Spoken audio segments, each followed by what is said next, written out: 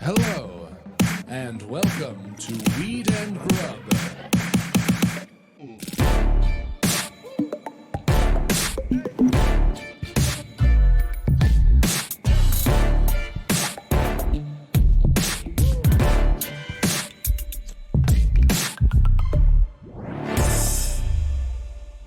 Bobo, I hope you're doing okay. Oh, got you on the fucking mic. What? Cat song on the mic? Oh no! I caught you singing to the cat. Bobo, Bobo needs to poop. crawling in my lap and flexing his little butthole on my knee. Aw, that's Yeah. so sweet. Oh man, I don't even do karaoke, and now I'm singing cat songs on mic. We got you. We got you on mic. That'd be a good idea. Shit, yo, what if we did like dog song karaoke? Uh-huh. How fun would that be? Because then would- it's like all originals, and instead of the song and the lyrics, Yeah. it's just a picture of that dog. It's just a picture of your dog. Archie moo, Archie moo. Archie is a poop and chew. Archie moo, I love you. Oh, right. And then everyone like raises their drinks. Yeah. I love dog song karaoke. That'd be such a good idea. That's so good. Yeah, I'll sing to Archie Moo, and you can sing to Bobo. Yeah, people would come out, probably bring their pets too. Absolutely. Shit, you could do it in a pet store, Oh yeah. right? Yeah, there's that With cat little place. like mocktails. Oh yeah, there's that cat place near here. We could go over there and sing to all the cats. Maybe they would enjoy that, or maybe not. I don't know. No cats are going to enjoy that. All cats are Aries. Yeah, that's true. It's fucking Aries season, along with all the cats. By the way, happy birthday to Thank you. Happy birthday, Mary Jane. Thank you. Thank you. Yo, what up, Mary Jane? How's it going, Mike? I'm so happy to be recording this on your birthday. Sincere happy birthday. Thank you very much. It is a happy birthday. It's a weird one. I got a great text from my friend Meng. She was like, "Is this the weirdest birthday you've ever had? Happy birthday." And it is a strange time in the world. Yeah, I think, but I'm so happy. It's like a wonderful, wonderful day. I am already having a great time, and I've got the whole day to look forward to. I know we're going to have like some fucking lobster rolls later. Yeah, we are. That's a thank good you. segue into welcome everybody who's listening. Welcome to Weed and Grub. Yeah. So basically, this is a podcast about comedy, cannabis, cooking, culture, calling shit out, and celebrating. And celebrating an Aries season. Yeah. Because you and I bookend a week, My birthday's March 28th, and I'm April 5th. and we are both, from my understanding, which I don't pay much attention to, mad Aries. Dynamically so. Tis the season to be fiery. Yep, Da, da, yep, da, yep, da, yep, da, yep, da, yep, da. yep. I will melt you with my glare. Da, da, da, da, da, da, da, da. My temper is so bad that glass sometimes just shatters. Oh man, seriously though, I had my chart read for my birthday, and I discovered I can never remember what any of my chart is. And our friend Lindsay read my chart, and she was like, "Well, the fact that you can't remember what your chart is a very Aries trait, because we are just like." We feel like we kind of already know everything and nobody can tell us anything. And so Yeah. she read my trait, and I'm all fire, Yeah. all Aries, which I'm sure you are too. I am too. Well, and Lindsay read my chart too, but I'm sorry, Lindsay, I'll say it on pod, but I was kind of like, oh yeah, cool. I don't give a shit like about any of this. Well, like that's this total is nonsense. Aries energy. You're like, you don't know me. Yeah, that's very true.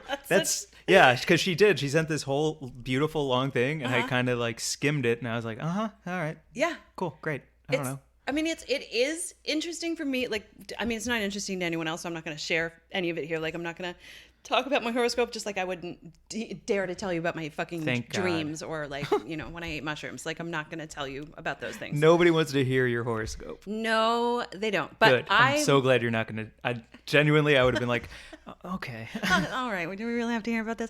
But it was interesting to me just because I felt very, I mean, it was like all glowing and lovely, but I really felt seen and appreciated. And some of Nice. it made sense to me. I was like, oh yeah, that is that Aries energy, that like wild, hot fucking, when I think you get this because I know you well enough at this point to see sometimes, I think I recognize in you when your actual blood gets hot. Yes. Yeah. Yes. Like you feel hot because you're Yes. The fire. Yeah. Yeah. It's weird. My eyes feel pretty wild. Yeah. Yeah. You burn hot. Yeah. Yep. Oh, wow. So my ex, one of the first things that she ever said to me was like, "Why is everything a thing?" Oh. And I was like, because it has to be. Otherwise, everything isn't anything and everything must be important. And she was like, what the fuck are you talking about? And it's like, I burn hot. I don't Yeah. know. You burn fucking hot. I do. Well, can we talk about, I wanted to play a game with you because it was so cool to sort of like learn a few things. I mean, I've always known like Aries, it's the first sign of the zodiac. I'm stubborn, I'm fiery, I'm passionate, I'm all these things. But Number one sign. number one sign, competitive as hell.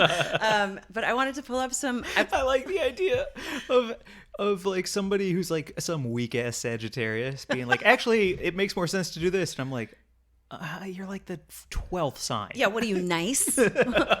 What are you, just nice? That's your whole sign is about being nice. It's so funny because I was reading too that like the best match for an Aries in a romantic partnership is a Libra because they're balanced and fair. And I was like, oh yeah, that makes sense. But also I've never dated a Libra. I've always ended up with like Scorpios or like very hot, fiery situations. Is it like chaos mixes well with chaos to create super chaos? Is that the idea? Yeah, I guess. I don't know. There are some people I don't get along with, and then I find out later that they're a sign, and I'm like, oh, I don't like anyone who is that thing. Oh, wow. It feels like, excuse me, it feels like magnets bumping, repelling against each other. That's so interesting. I can feel it right away, and I'm like, I'm not going to like you. Oh, weird. And I think people definitely have that experience when they meet Aries, and they're like, oh, you are a lot. Like, why? Because I back you into a corner and barrage you with questions while deflecting against saying anything about myself? Yeah, that's part of it. Do you want to play this game with me, though? I pulled up a list of Aries characteristics. Okay. And what's cool about, I think it's from Cosmopolitan, which maybe isn't like the, top go-to place for like astrological stuff, but it's a list of typical Aries personality traits, and it's the trait, and then how you could read it is sort of like the shadow version of that trait. Oh, okay. And I there's like this. 6 of them, and I wanted to go through them, and I wanted to do you and have you do me and see if you feel like these apply. Let's do it. Also, it has Cosmo in the title, so I hold it in high esteem for something like Yeah, this. Cosmopolitan is a kind of a Bible to many. I think so. Yeah, I mean, I grew up reading it. 6 ways to swallow cum that seem like you're chill, Yeah, or whatever it's in there. totally. Yeah. It actually is a lot of that. Yeah, 13 ways to tickle his toes to make him love you forever. Oh, God. Yeah. Okay. So typical Aries personality traits. The first one is courageous. Oh, I like that. And I would say that I think you're definitely, you embody the courageousness of it as a comic, as someone who just fucking risks it all when you get up on stage. And then the shadow side of it is reckless. Yes. Which I think also you can definitely like, you've barreled ahead into some situations without thinking them through that I have definitely been friends with you during. Yes. And I know that like we've talked about that stuff as well. So I feel like Aries trait number 1, you definitely have. Yes. I remember I was late to a hockey game once with my friend in the car, and we were late, and I was so mad because he made me late. And so when he gets in the car, I lose it on him, and I'm like, what the fuck? Like you're ruining my life right now. And I was and I punched my window so hard on the driver's side that we thought it was going to crack, and I was very thankful that it didn't. And then I'm speeding. I'm going probably 100, 106 down the highway, and I cut between 2 semis that were like on their way to meeting each other, like semi for semi, Fast and the Furious style, where they're both going to be next to each other, and I think one was going to pass the other one, and I zipped in between them, and he goes, ah, and I go, not today, and then I just cut in between them and got to, I got there as fast as I could. But it was one of those things where he was like, don't ever do that again, and I go, what? We got here. Let's go win. I was already on to the next thing. And he was like, dude, you can't do that with people in the car. Yeah. And it didn't even occur to me that it was like a death wish, a potential death wish. I was just so blind with anger that I had to do what I had to do to get something done. Ooh, I have a tight feeling in my chest just hearing about that. But I know that feeling too. It's very familiar to me. Yeah. For sure. Yeah. I wouldn't say it's gotten better or worse, that type of blind courage, but it certainly served me more times than it hasn't. Yeah. Know what I mean? For sure. I mean, I wouldn't have lived in Europe and just backpacked around and thrown caution to the wind and had massive adventures if I hadn't, had that courage and recklessness. Is it weird to put you on the spot to share a time that you had courage that it served you? I don't know if I can. I mean, it is weird to be put on the spot because I can't come. Then up you with go one blank, right? now. Yeah, I'm totally going blank. I mean, all right, if you think of one later, come back to it. Yeah, sure. Cool. Okay. Do you want to do the second one? Yeah, sure. Okay. Oh, this is fucking fun, I Mary know. Jane. Aries, there's only 6 of them, so it's not going to go on forever. All right, thank God. Here we go. Competitive, which could also be insecure, and you steer away from mini golf, Monopoly, cards, or harmless little pub quiz machines because whatever is presented as a challenge to an Aries immediately becomes a battle to the death. Underneath that hardwired competitive streak lies a vulnerable Achilles heel, insecurity, because deep down, all Aries wonder if they're really, truly good enough. Uh-huh. I mean, I don't know about that one. You don't? I don't really give a fuck about, no, that's not true. I yelled at you the other night because we were playing backgammon and you were smoking me every game. And I realized I was standing over the table. Yeah, you stood playing. the whole time.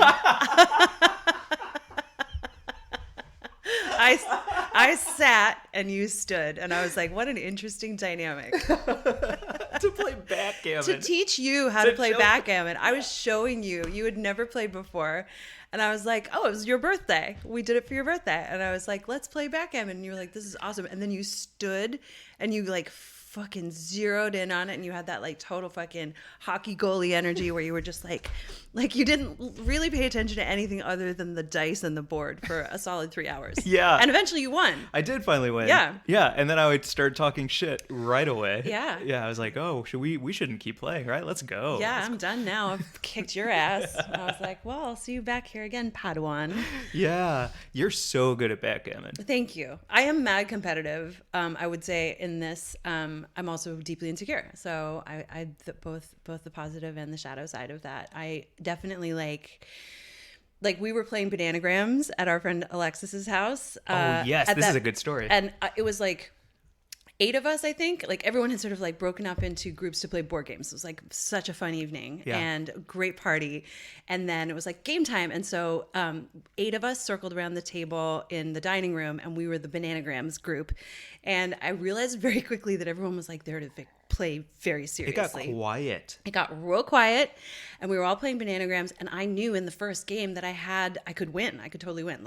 But because I was new to everyone and I was sort of a guest of you, and it wasn't I wasn't on home territory, that I played it a little I didn't play to win. I just sort of played to stay in the game. And then I immediately realized that everyone else there was playing so hard to win, and it was so fucking competitive. And then I was mad that I didn't win. It was such a funny, peeking in my own psyche where I was like, well, if I just played to win in the first place, not tried to hide my light under a bushel or whatever that saying is. Yeah. But it was my insecurity. It's all wrapped up together. It is. And it makes me mad right now to hear that you sat in the cut because you didn't want to be seen as a winner. I'm like, what are you doing? Yeah, it was a silly, funny thing to realize about myself, and I've done that a lot through my whole life, and I don't know that it has necessarily worked out for me, but it's also just a part of who I am. I don't necessarily want to come out hot and just dominate, I like to sort of see what's up with everyone in the room first and take that temperature. So I don't know. I totally get it, because if everyone was just playing for fun and touching each other's tiles and cheating a little bit and making up nonsense words, and you were like, I win, we're good, right? Yeah. Everyone would just turn their head to you and be like, ooh, you aren't what? Yeah, you're not cool. You're not cool. Yeah, and I deeply needed to be seen as chill. Yep. Yeah. Totally get it. And then immediately was oh, these are a bunch of fucking sharks. And then Kristen just won 4 games in a row and was like, bananagrams. And I was like, oh my God. She's terrifying. Yeah. I'd like to know what her sign is. Oh my God. What's the next one? So yes, so far, courageous and competitive. Competitive. Okay, the next one is honest. Yeah. Yeah. So the shadow side of that is tactless, which I think is another really fucking interesting one if I'm reading you on that one, because I feel you're radically honest. And I've also, you and I have gotten into it sometimes where you have said something to me in a way where I'm but you could have said that differently or better, in a way where I didn't hurt my feelings. Yeah. And you're well, I'm just saying how it is. And I'm yep, that's totally true. Yeah. And that's both sides of it. Right. Yeah. Not my problem if you can't handle how you hear it. Totally. Right? Yeah. That's the problem. Yeah. Yeah. Because there is always a better way to say things while still being honest. Yeah. And sticking up for what you believe is the true thing to say in this moment. Mm-hmm. But sometimes I get off on saying it in a mean way because I think it's heard better and it's like it cuts through to the core quicker. And so I'm just like, yo, let's just slice through to the heart right away, even though what I'm saying is mean. You're gonna hear it and it's gonna be heard, and that's more important to me. Yeah. Yeah. You get your point across faster. I'll say, like, for me in my life, I felt like where I really applied it in a way that's been tactless is that I for a very long time, like when I went to theater school and I was sort of like really living the life of a theater artist almost entirely 100% of the time, and I felt like I couldn't lie about bad art. I was like, if I saw a show or if I listened to a piece of music or something that I just thought was bad, I had to tell the truth about it, because if I wasn't telling the truth about it, what else was there? And I could have been nicer to some friends about, the thing that they fucking made. Yep. Yep. Always. Always. My friend Brad Morris taught me this trick that I started in Chicago right away. Find one specific detail of the thing and compliment them on that. Yeah, of course. And then just move on. Of course. Yeah, but then, like, I don't know. Like, there are ways to I have some friends who are like that, sort of, like really cutting, and and they think it's sort of helpful if they like don't lie to you. Oh, well, they get off on hurting people's feelings. But I also have some friends who will like find something at the heart of a piece that wasn't necessarily any fucking good at all, and they'll really just find whatever gem it is. And I always, look up to them so much. I'm thinking of my friend Meg specifically. She's very fucking good at that. How many people do you know who think it's their job to be a critic? Everyone, right? Yeah, Especially literally with everyone. the fucking internet, where Yeah. you can like come for anyone about anything with your own hot fucking take. Yeah. The internet is an Aries. Yeah. God. Without a fucking doubt. Yeah, the internet is an asshole Aries. Yo, for sure. fuck it. All cats and all internet are Aries. And the rest of us are just like happen to be born at a certain time. We should be a little nicer to ourselves though too. There's a lot of positive stuff. No, I'm not saying. Okay, yeah. Why? See, and I'm already like, no. I think my point's the winner in this. I think I've said the thing that it is the one that's correct. Well, right? here's the next one. The next one is driven. Oh. And the shadow side of that is pressurized. So it says, all Aries want to succeed, get to the top, to win at life, and as such, they're usually all grafters and ambitious go-getters. But remember that secret insecurity, it's there always, nagging at them. And this can make for a lot of internalized stress and pressure. Yeah. Yeah, you feel that? Always. Mm-hmm. Always. Yep. I'm a constant failure until I die. Straight up. Oh my God. But I don't think that's a problem at either. And then maybe that's good, maybe that's bad. But yeah, I am a failure until I'm done with this thing. But how beautiful, like, so the birthday gift that you gave me, which is so amazing, is the masterclass. Yes. The pass to the masterclass. Yeah. And we were just watching some of the videos of those masterclasses, and almost all of the writers that we were watching were saying, fail beautifully. Your failures teach you as much, if not more, as successes. So how beautiful to like be bold enough to fail in those ways and feel that failure and let it teach you. Yeah, it's still, as long as it's burning clean, I think it's okay. It's when things like that get in your way, and like the idea of failure becomes a boon and something that you're holding on to that actually blocks the flow. Like, it shouldn't be a rock in the river. It should be like a little hill that makes everything run faster towards something. Totally. I definitely feel like the driven, the shadow side, the pressurized part of being driven as an Aries, which I totally fucking have, makes me procrastinate because I want things to be perfect. And procrastination means you just don't get them done. So you let that pressure build and build and build, and then kind of stop you in your tracks. And I've definitely had that happen with some like important things where, and I finally like somehow get to like unclog that universal fatberg and move forward with it most of the time, but like, fuck yeah. Yeah. My biggest problem when I hear stuff like that is that I immediately want to give everyone advice about everything, especially unsolicited, especially when no one's asking for it, and especially when I don't fucking know most people. So why am I trying to give advice on something that works for me that may be totally different for them? Yeah. And I have to always stop myself from being like, well, you know what you should do. Yeah. Well, here's you got a problem with procrastination? Let me lay out. Have you tried? Let me fix you. Listen. Yeah. If you just follow these 3, 4, 5 steps. Yeah. Hi, my name is Gary V, and I'm very irresponsible, but I'll yell at you because we all need a daddy sometimes. Yeah. Hi, my name is Mary Jane, and I'm here to tell you how to live your life. No. Fuck yeah. Fuck yeah. I think driven is so important and good. Yeah. I don't want to be around people who aren't like that. Well, you know what really helps? Kind of like take the shadow side, the pressurized side away from that and just help with the drive. Weirdly enough, because I think people think of cannabis as something that takes away drive, but it can take away that pressurized sort of bad side of it and allow you just to focus on like what your motivation is and maybe see things in a different way and allow you to get around an obstacle that you might just be allowing to really stop you in your path. And then you can think sort of like creatively and like jump around or over it somehow.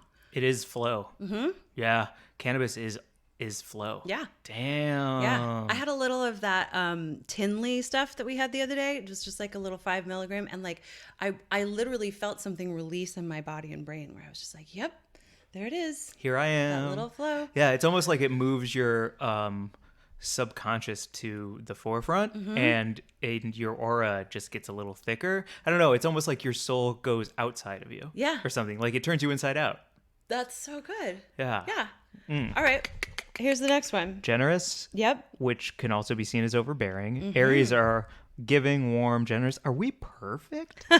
They love making others smile and be happy, but they kind of want to see that as a competition too. And then before you know it, showing up to share their well-meaning, there's so many words. But uninvited gifts and advice, and always the advice to, make you happy, right?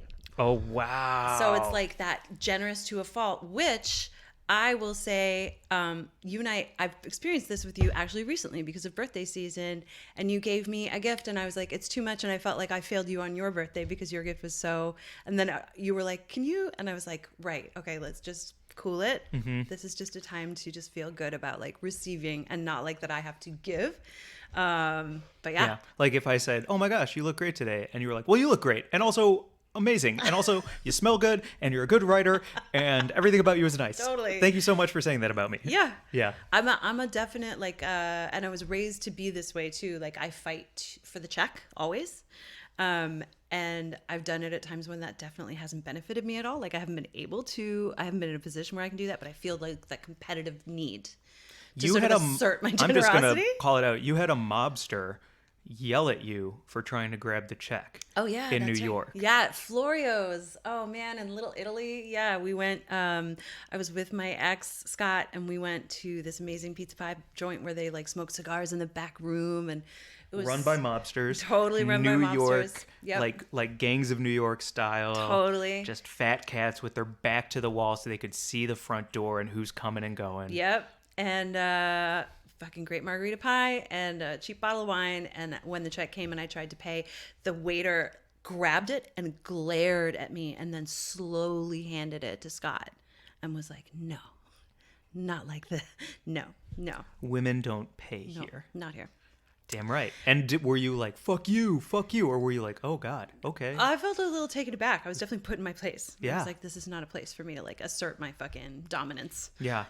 I hate check. I feel like there needs to be a new rule where before you go for the meal, you have to have check understanding right away. Okay. So that it doesn't sully, get weird, have like this interruption to what is going to be a great time at a great meal. I feel like you need before the meal to be on the same page and say, we're splitting this, or this one's on me, or thank you so much for taking me to dinner. And then all bets are off and you don't have to do weird shit anymore. Do you normally do that? Do you sort of like work out with friends beforehand what the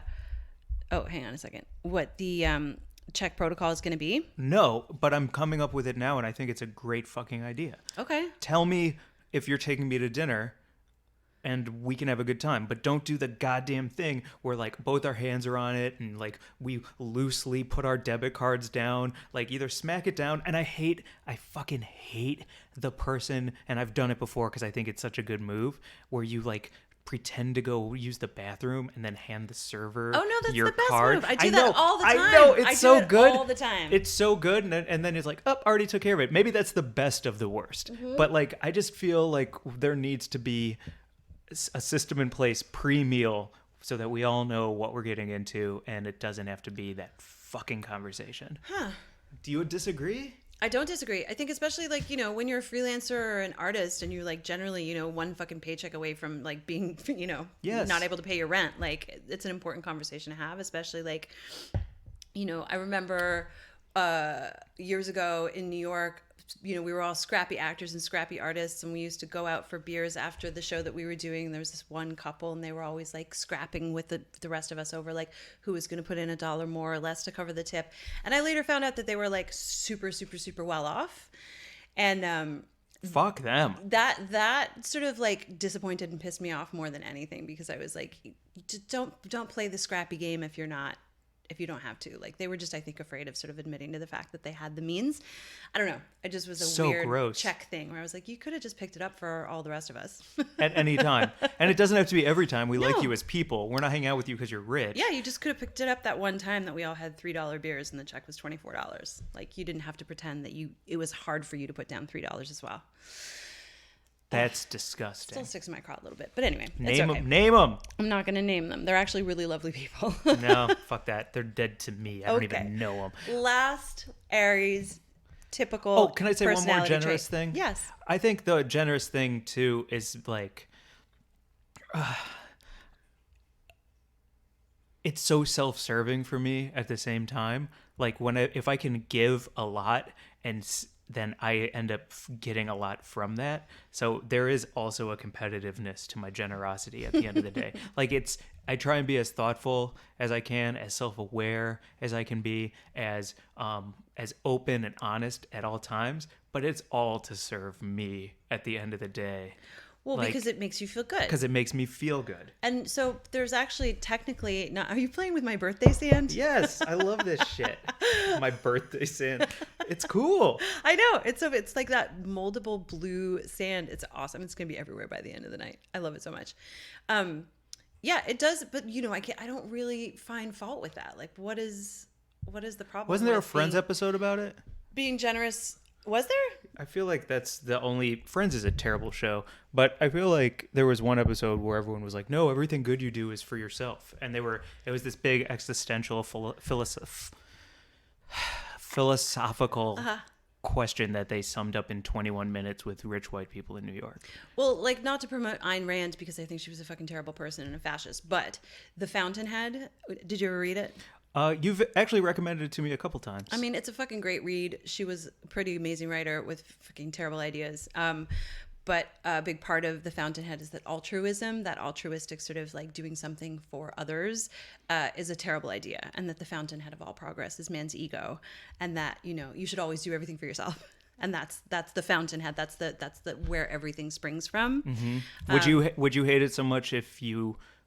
Would you hate that idea so much if instead you decided to live by it for like 3 months and just see if your life changed and like you leveled up and your life became better by doing something like that? I do. I don't have kids. I don't have anyone that I answer to. I absolutely live completely for myself. Yeah. Yeah. So I completely do, but I also am not trying to hurt people in the process. I'm trying to live like a very self-contained life.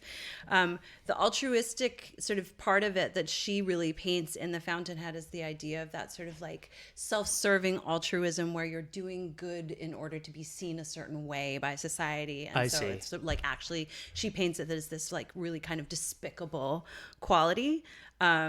She does it really well. I gotta say, if you haven't read The Fountainhead, it's a fascinating read. And then when you find out about who she was and what she actually supported, you're like, oh, well, she was a Nazi or something? She was a horrible, fascist. Okay. Bad news, but some interesting points made, you know.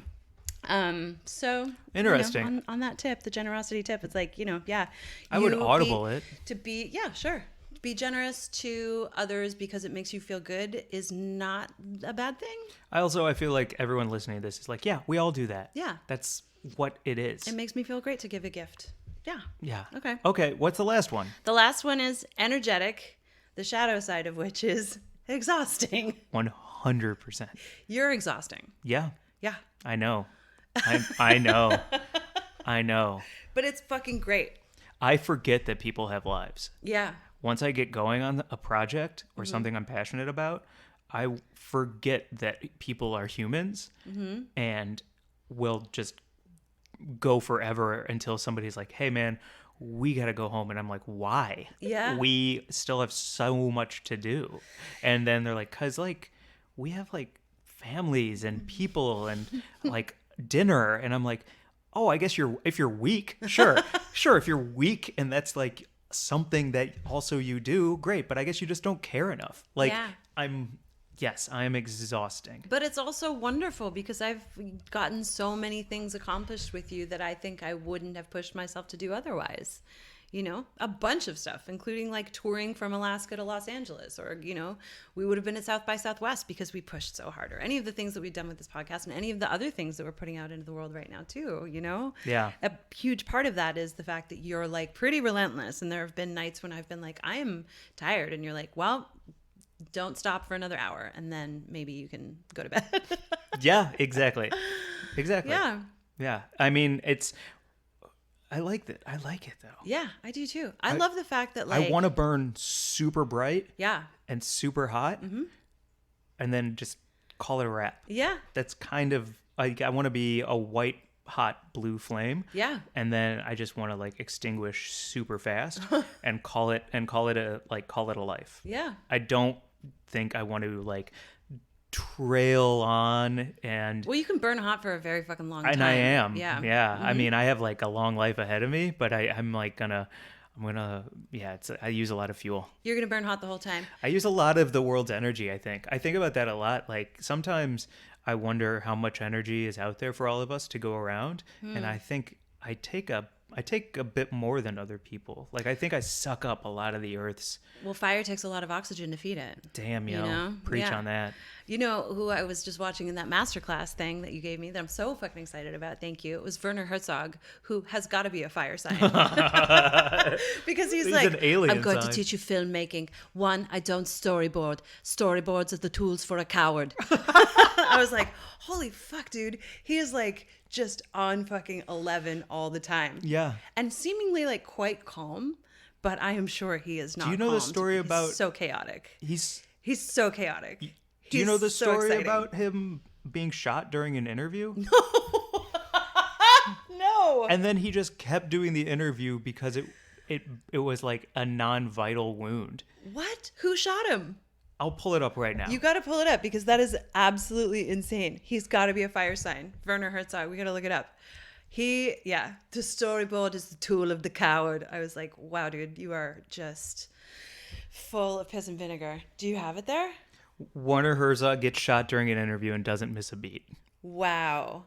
What does it say? In 2006, during an interview with BBC critic Mark Kermode, the filmmaker took a shot from an unknown gunman armed with an air rifle. Kermode and Herzog quickly relocated and continued the interview. Herzog shrugged off the shooting, simply saying, "It was not a significant bullet. I am not afraid." Wow. Fucking wow. Fire sign. He's got to be. We got to look it up. Even if he isn't, okay. that's fucking fire sign energy. It That's is not a Aries. significant bullet. Yeah. To denounce not only the gunman but their bullet Like as the bullet isn't the bullet is meaningless. Can you look up his birthday real quick? I want to know when he was born. Of course. If he and I share a birthday, that would be deeply satisfying because would that be is some fucking mad Aries energy. September 5th. Oh, September 5th. Wow. What is September A 5th? Virgo. He's a Virgo. Oh, you do know some stuff. Oh yeah, I mean I know when the sun signs are. I don't know what that means. I think Virgos are very Yeah. like calm and balanced people. Your bullet is not significant. I am a Virgo. Maybe he's got Aries rising. Who the fuck knows? Anyway, well, that was fun. I like talking about all of those qualities. I feel like you and I both are. Well, what about you on the energetic exhausting tip. Are you kidding me? I have like exhausted every friend I have. They're all so tired. Mary Jane. Oh my God, she just doesn't stop. I mean, there was one night, I actually wrote an essay about it that was published when I was at Burning Man, and we were all just like going all night, eating a bunch of mushrooms and running around and having the best.